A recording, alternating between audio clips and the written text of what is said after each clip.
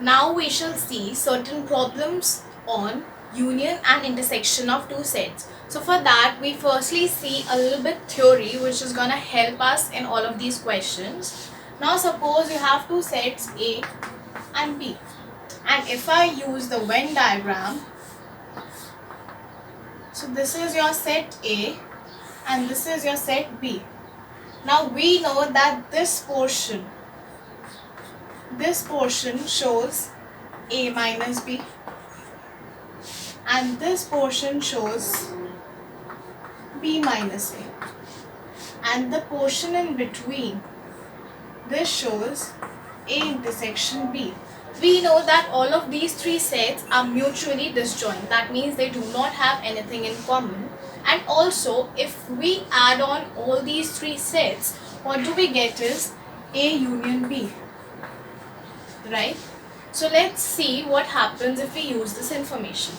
Therefore, if we write the number of elements in A union B, this will be the same as all the elements of A, that means n of A. N of A means number of elements of A, plus all the elements of B, that means n of B. Now, if both of these sets do not have anything in common, then this statement is valid. But suppose these sets have something in common, तो अगर हम इसे लिखेंगे तो there will be certain elements जो दो बार add हो सकते हैं. So from this we subtract the number of elements in A intersection B. तो जो वो common elements है हम उन्हें subtract कर देते हैं. So this is your first rule which is gonna help you in solving many of the questions. We can also see the proof to this rule. We know that n of A union B will have the elements of A minus B, A intersection B and B minus A, क्योंकि हमें पता है अगर हम इन तीनों sets को add करें तो हमें A union B मिलेगा. So n of A union B can be written as n of A minus B plus n of A intersection B plus n of B minus A. Now suppose अगर हम इस equation में n of A intersection B add और subtract कर दें, that means we write plus n of A intersection B minus n of A intersection B. Now see, n of A minus B, that means all the elements of A जो B में नहीं है. So इसका मतलब हमने क्या करा है, हमने common elements को हटा दिया है.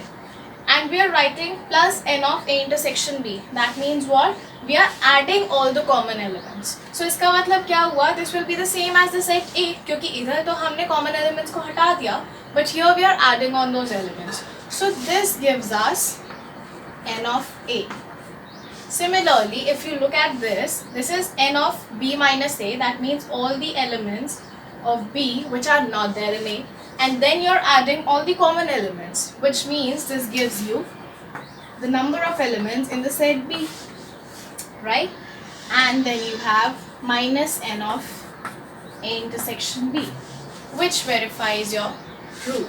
Similarly, if you have three sets A, B and C, then n of A union B union C can be given like this, which is analogous to that when you have two sets. So using these two rules you can solve various questions consisting of surveys or the strength of a class or different things. So it will really help you in those questions, which we shall see now. So we here have the question number 6 of your exercise 1.6. It says that there is a group of 70 people and out of those people 37 people like coffee and 52 people like tea. It's also given in this question that each person likes either tea or coffee. Now see, इस information का बहुत ज़्यादा use है यहाँ पर, क्योंकि यहाँ पर आपको given है group of 70 people. अब ये group जो 70 people का है, this could be either your universal set or A union B. Universal set होने का मतलब है कि कॉफ़ी और टी के अलावा भी हो सकता है कुछ लोग हों जिन्हें इनमें से कुछ भी नापसंद हो, तो वो अगर होंगे then it would be a universal set. But यहाँ पर आपको ऑलरेडी गिवन है कि जो ये ग्रुप है इसमें हर पर्सन को या तो कॉफ़ी पसंद है या टी पसंद है. So clearly this group is actually the union of both of these sets. So if we write C to be the set of all those people who like coffee and T to be the set of all those people who like tea.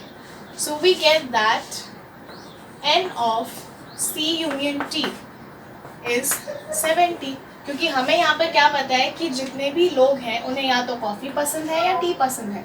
So clearly अगर हम C union T लिखें तो उनमें कौन से लोग आएंगे जिन्हें या तो कॉफ़ी पसंद हो, which either belong to C or belong to T.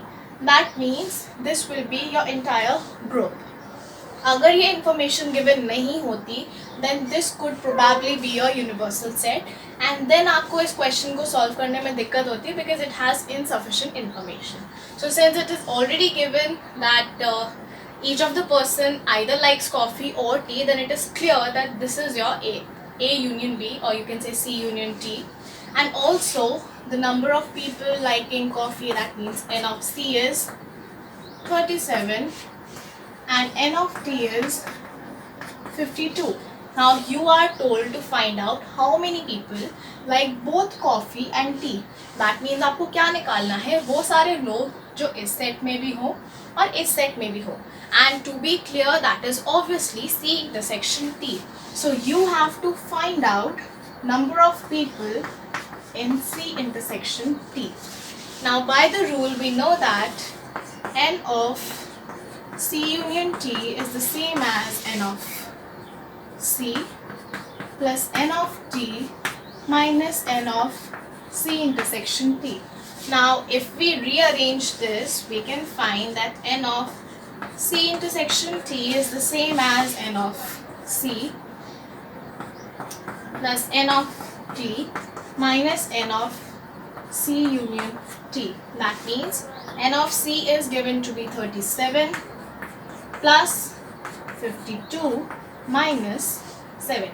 So we solve this and we get 89 minus 70, which is 19. So there are 19 people who like both coffee and tea. Now we are going to look at a question of your miscellaneous exercise, that is question number 2, and this is the third part.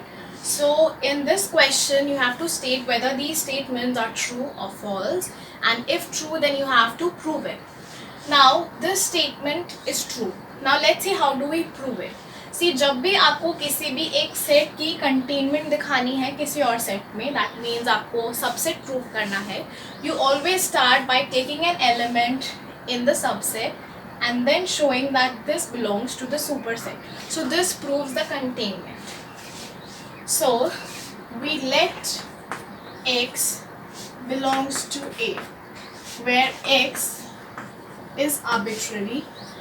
Arbitrary means it is any random element which is not fixed. So since X belongs to A and A is a subset of B, so this implies that X will belong to B. Why? Because A is a subset of B का क्या मतलब हुआ, जो भी element A में होगा वो obviously B में भी होगा. So इससे हमें क्या मिल गया कि X belongs to B. Now B is a subset of C. This implies X belongs to C. So if we see the first condition and this condition, what do we get? That X belongs to A always implies X belongs to C. इसका मतलब जब भी कोई element A में होगा तो वो element हमेशा ही C में भी होगा. So this implies that A is a subset of C. So this is how you show whether a set is a subset of another set. You always start by taking an element of the smaller set and then showing that it belongs to the bigger set. And since X was an arbitrary element, so this condition is true for all X belonging to A, because X was an arbitrary element.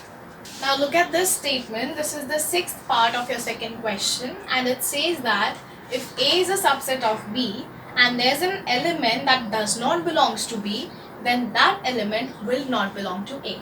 Now we know that this statement is true. Let's see how do we give a proof to this.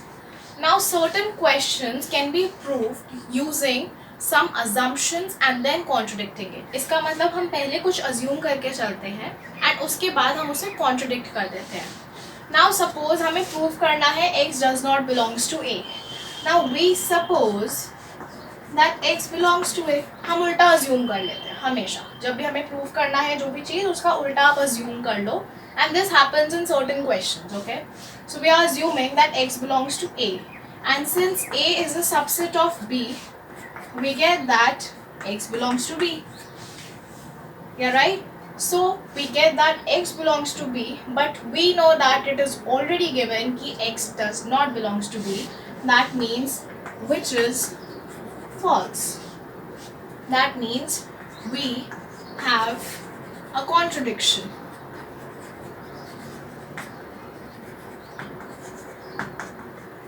We have a contradiction, which means our assumption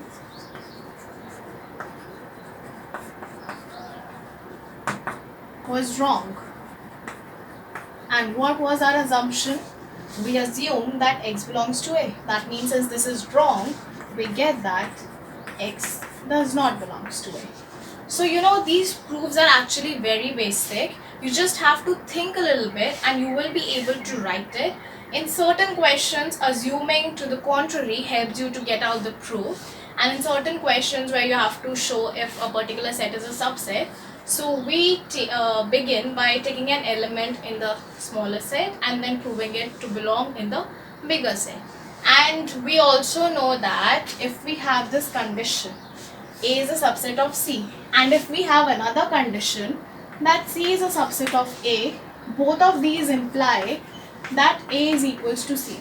तो जब भी आपको इन्हीं दो sets में equality दिखानी है तो उसके लिए आप इन दोनों कंडीशंस को पहले प्रूव करिए एंड देन इनको यूज करके you can directly write that both of these sets are equal.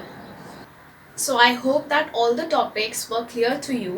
If yes, then please like, share and subscribe, and also do not forget to press the bell icon so that you can stay updated. And if you have any queries or you want any specific video to be uploaded, you can mail on the mail ID chalktalkwithvanshika@gmail.com. Till then, stay safe and stay happy.